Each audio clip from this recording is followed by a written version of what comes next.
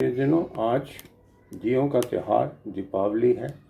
इस अवसर पर मैं आपको, आपके परिवार को बहुत बधाई देना चाहूँगा।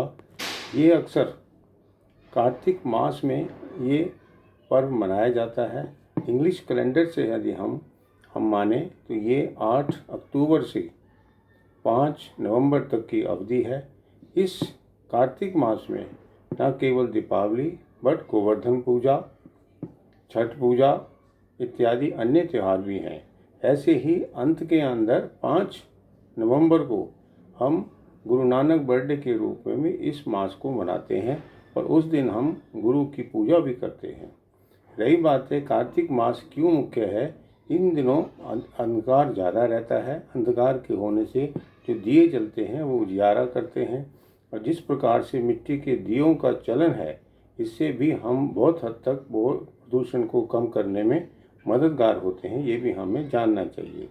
आप देखेंगे कि जब कार्तिक मास के दौरान जो नया तापमान है अर्थात रात का वो गिरने लगता है, ठंड होने लगती है और इस प्रदूषण से और ठंड की धुंध से एक प्रकार की स्थिति पैदा होती है जिसको हम स्मोक और फॉग के मिलने से स्मोक से जानते हैं, जिससे हमारी जो आंखें हैं वो भी प्रभावित होती हैं, हमारी चमड़ी है वो भी प्रदूषित होती है।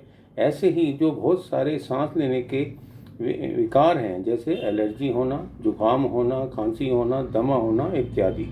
और आप ये भी देखेंगे कि इस मौसम में ज़्यादातर लोग पहले गुड़ की मिठाई खाते थे, वो आज भी फूल और खिलें उसके लड्डू, इस प्रकार आज तक भी उनका सेवन होता है। बशर्ते उसकी हम पूजा ज़्यादा करते हैं और हम नमकीन और मीठा इस प्रकार की मिठाइयाँ खाते भी हैं और बांटते भी हैं। पर एक बात देखने की है, इस मौसम में ही जो आंवला है विटामिन सी युक्त और जिससे विभिन्न प्रकार की दवाइयाँ भी बनती हैं जैसे च्यवनप्राश, वो इसी मौसम में होता है। तो जिस प्रकार प्रकृति ने बदलते मौसम के अंदर बहुत सारे रोग से हमें सावधान होने की भी ज़रूरत है और बहुत सारे विकार बहुत परेशान करते हैं इन मरीजों को जो सांस से संबंधित होते हैं, चाहे वो छोटे बच्चे हों या बड़े हों। तो आप देखें यदि हम आंवले का प्रयोग या आंवले से बनी हुई चीज़ों का सेवन करें तो और अच्छा होगा।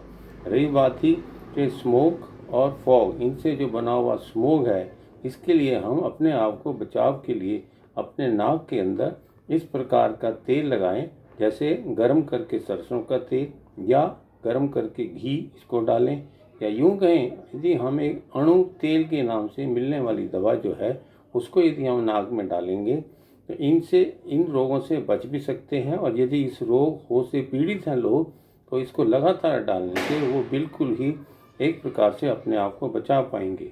रही बात है अपने बचाव में जो विभिन्न प्रकार के लक्षणों से यदि हम आंवले का प्रयोग करते रहेंगे या करते आए हैं तो आप देखेंगे जिन लोगों को फायदा हुआ है निश्चित ही उनका विश्वास बढ़ा हुआ है। तो मैं ये कहूँगा कार्तिक मास में इनका प्रयोग करें और अपने आप को बचाएं। धन्यवाद।